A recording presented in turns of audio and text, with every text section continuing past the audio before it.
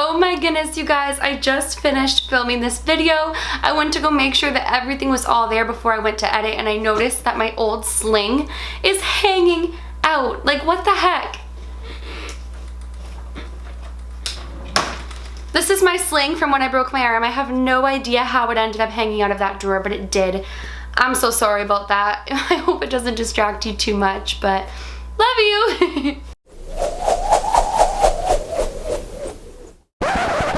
Angels, it's Hailey Reese, and for today's video I hope you're excited because I'm coming at you guys with a highly requested, highly anticipated Woman in White Part 2. If you're new to my channel and you don't know much about my haunted house or the Woman in White or any of the other spirits that resided in my haunted house, I'm gonna leave a link down below for you to check out my previous Woman in White video. I feel like it's kind of important to understand what type of spirit this is and how wonderful her presence was within this home. I have so many Woman in White stories, and some of them just give you chills in the best way ever, but they're still eerie in the sense that, wow, something is really there and something is really helping my family. But for today's video, I'm just going to share one story, and this story is hands down the most incredible, miracle, mind-blowing, hair-raising story you'll probably ever hear to do with Woman in White, and it has to do with the time that my uncle, at the age of 6 years old,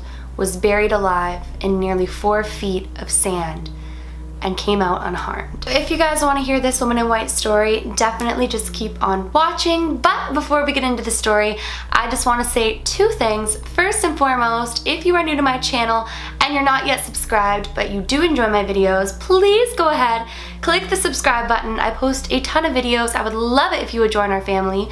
So please do that. And number 2 is I am doing a giveaway. The winner will be announced next week, so check out my 100,000 subscriber video. I'll leave the link to that down below and you can enter the giveaway. On that note as well, I am doing a fan art kind of contest thing. Basically, if you send me in fan art, you have the chance to be featured in a really, really cool project all for and about you guys. It doesn't matter if you're the most talented person ever. It doesn't matter if your creativity doesn't go as far as drawing. If you want to write me things that you think represent the Reese's Pieces or anything of that sort, definitely send it on over to my P.O Box or the email that is being used for the project, and I would love to see your fan art. I look through them all personally and it means the world to me. Honestly, you guys are so wonderful and talented and it's unbelievable.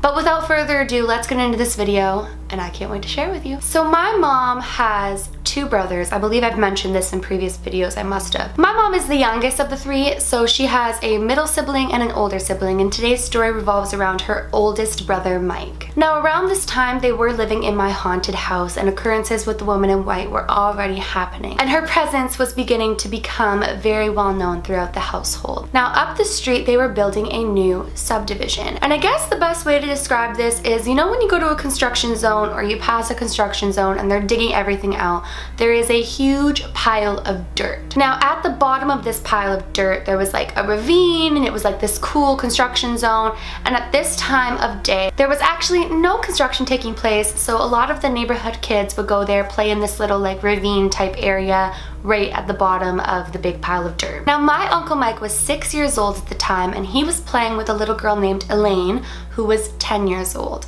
The really awesome thing about this story, you guys, is as much as it's going to sound totally unbelievable by the end of it, I have the actual newspaper clipping right here. My grandma has saved it for all these years.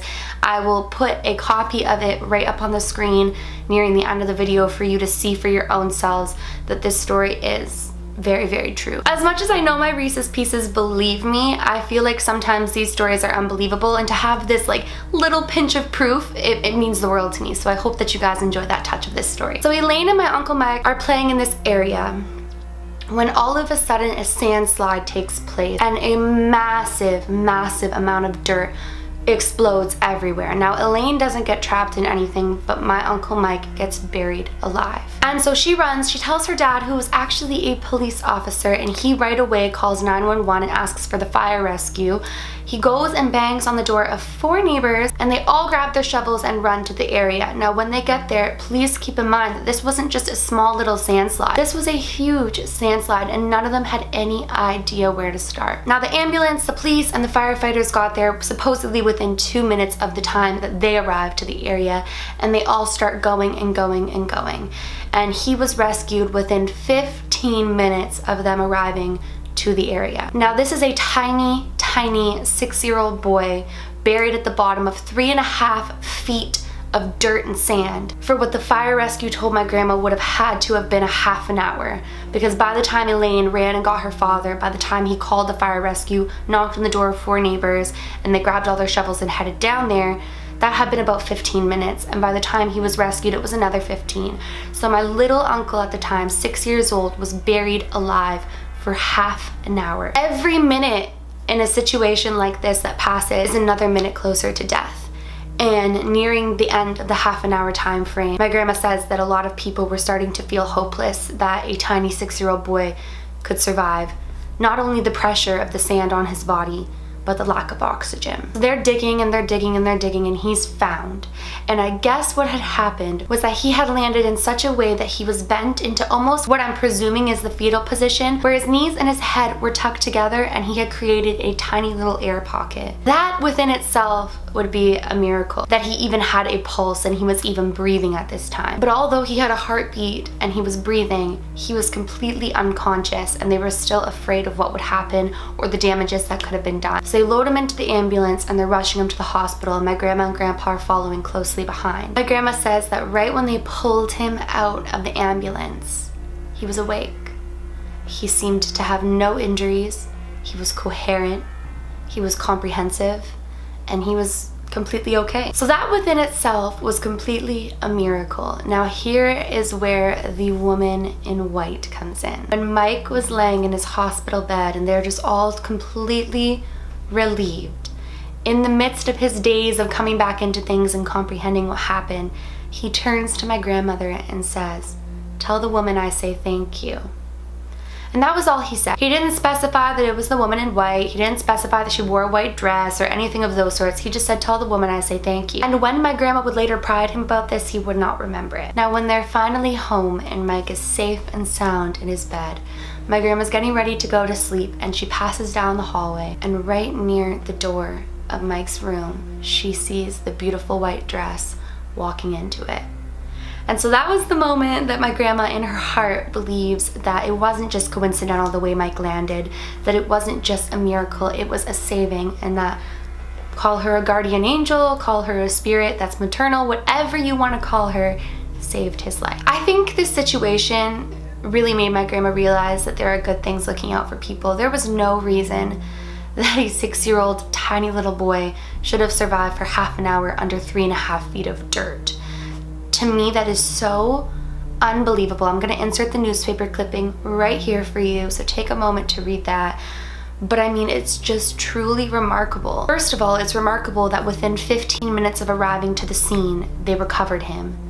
And it's remarkable that only within 15 minutes, Elaine was able to get to her father, get them all gathered up, get the rescue team going, and get back to Mike. I can't even begin to imagine the sheer terror that my grandparents must have felt in that moment, but I also can't even begin to comprehend how blessed and thankful and appreciative to whatever it was that saved Mike's life that day. I just think that this is such a beautiful story, and you guys wanted a woman in white update. I even asked you on Twitter, and I was talking with my grandma and I was telling her, you know, which stories do I tell? Because I honestly have so many, you guys. And she was like, you should tell the one about Mike. And I thought to myself, that's gonna be so unbelievable. Like, it's such a crazy story. And she goes, I think I have the newspaper clipping. And she goes rummaging through this one box, and within about 10 minutes, she finds the clipping. So I have it physically here. I don't know if you can see it, but it says 6-year-old rescued after caught in slide. And I have the physical cutout of this newspaper. and I can't believe it, because I feel like it just shows you guys that miracles happen and there are good spirits out there. Well, you guys, that is it for today's video. I know it's a little bit shorter, but I felt this story deserved its own video. If you want to hear some more Women in White stories, please go ahead, leave a comment down below, let me know what you want to see. This channel is my stories and my experiences and my ideas, but it's completely for you guys. So never ever hesitate to ask for a request of something you want to see or something you want to hear or anything of those sorts. It means the world to me when you do, and I just love you guys so much. Oh my goodness. With that being said, like I always conclude with, if you did enjoy today's video, please go ahead, click the subscribe button. I post a ton of videos. I don't want you to miss when I upload. And please give this video a big thumbs up. Also, I want to say a huge thank you to Zoe, who actually is a Reese's Pieces and created my new outro. She's working on an intro for me right now, so that is the sweetest, but thank you. Remember, my loves, do all things with kindness. And until next time, love you!